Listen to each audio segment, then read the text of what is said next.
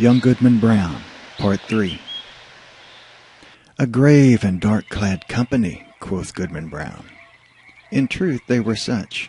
Among them, quivering to and fro between gloom and splendor, appeared faces that would be seen next day at the council board of the province, and others which, Sabbath after Sabbath, looked devoutly heavenward and benignly over the crowded pews from the holiest pulpits in the land. Some affirmed that the lady of the governor was there. At least there were high dames well known to her, and wives of honored husbands and widows, a great multitude, and ancient maidens, all of excellent repute, and fair young girls who trembled lest their mothers should espy them. Either the sudden gleams of light flashing over the obscure field bedazzled Goodman Brown, or he recognized a score of the church members of Salem village, famous for their especial sanctity. Good old Deacon Gookin had arrived, and waited at the skirts of that venerable saint, his reverend pastor. But irreverently, consorting with these grave, reputable, and pious people, these elders of the church, these chaste dames and dewy virgins, there were men of dissolute lives and women of spotted fame, wretches given over to all mean and filthy vice, and suspected even of horrid crimes.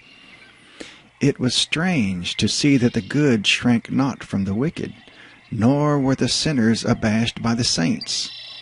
Scattered also among their pale-faced enemies were the Indian priests or powwows, who had often scared their native forest with more hideous incantations than any known to English witchcraft. But where is faith?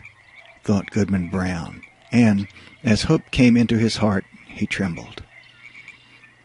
Another verse of the hymn arose, a slow and mournful strain such as the pious love, but joined to words which expressed all that our nature can conceive of sin, and darkly hinted at far more. Unfathomable to mere mortals is the lore of fiends. Verse after verse was sung, and still the chorus of the desert swelled between like the deepest tone of a mighty organ.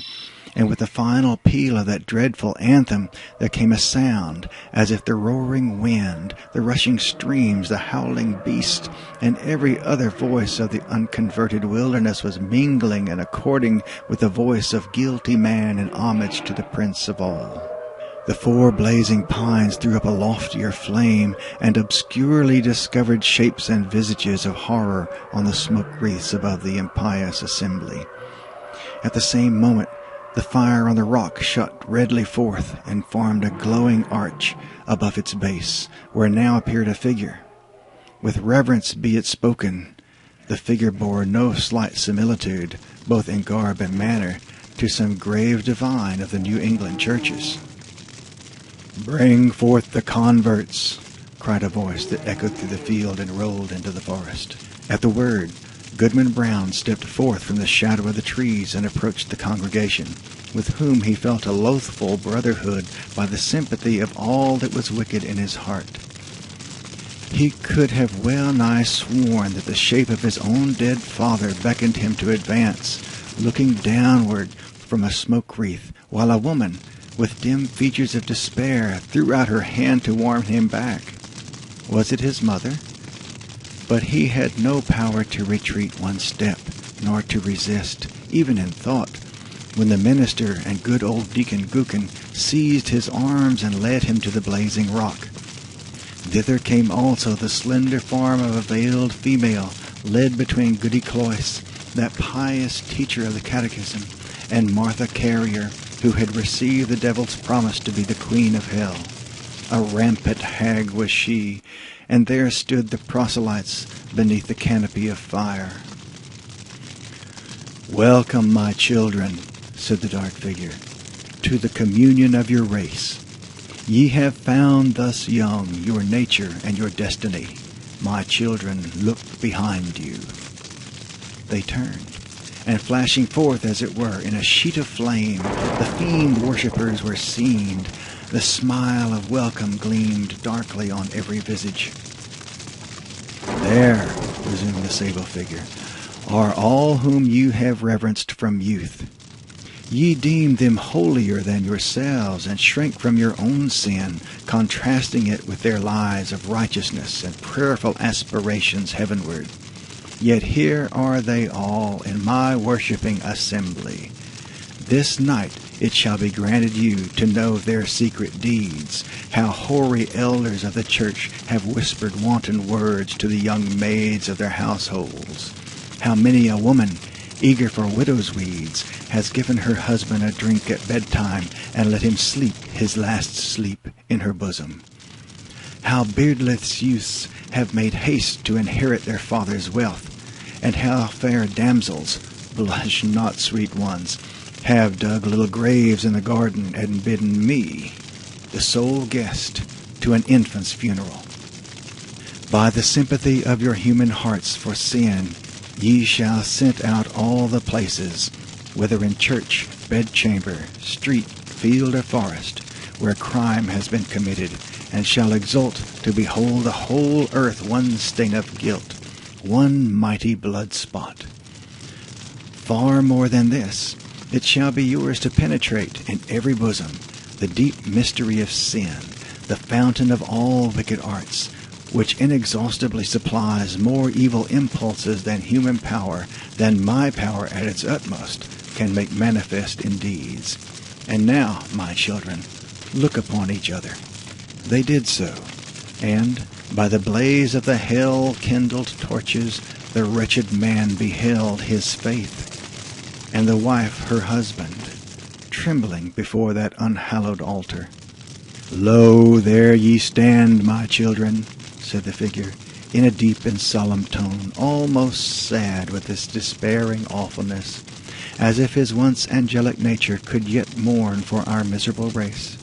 Depending upon one another's hearts, ye had still hoped that virtue were not all a dream. Now are ye undeceived. Evil is the nature of mankind. Evil must be your only happiness. Welcome again, my children, to the communion of your race. Welcome, repeated the fiend worshippers in one cry of despair and triumph. And there they stood, the only pair, as it seemed, who were yet hesitating on the verge of wickedness in this dark world. A basin was hallowed naturally in the rock. Did it contain water, reddened by the lurid light, or was it blood, or perhaps a liquid flame? Herein did the shape of evil dip his hand and prepare to lay the mark of baptism upon their foreheads, that they might be partakers of the mystery of sin, more conscious of the secret guilt of others, both in deed and thought, than they could now be of their own. The husband cast one look at his pale wife, and faith at him.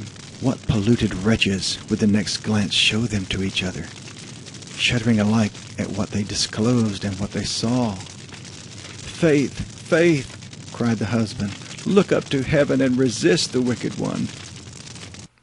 Whether faith obeyed, he knew not. Hardly had he spoken when he found himself amid calm night and solitude, listening to a roar of the wind which died heavily away through the forest.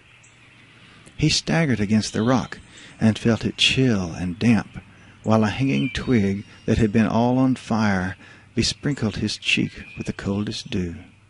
The next morning, young Goodman Brown came slowly into the street of Salem village, staring around him like a bewildered man. The good old minister was taking a walk along the graveyard to get an appetite for breakfast and meditate his sermon, and bestowed a blessing as he passed on Goodman Brown. He shrank from the venerable saint, as if to avoid an anathema. Old Deacon Gookin was at domestic worship, and the holy words of his prayer were heard through the open window. What God doth the wizard pray to? Quoth Goodman Brown. Goody Cloyce, that excellent old Christian, stood in the early sunshine at her own lattice, catechizing a little girl who had brought her a pint of morning's milk. Goodman Brown snatched away the child as from the grasp of the fiend himself. Turning the corner by the meeting house, he spied the head of Faith with the pink ribbons, gazing anxiously forth, and bursting into such joy at sight of him that she skipped along the street and almost kissed her husband before the whole village. But Goodman Brown looked sternly and sadly into her face and passed on without a greeting.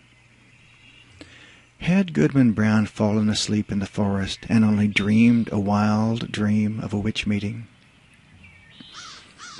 Be it so, if you will, but alas, it was a dream of evil omen for young Goodman Brown.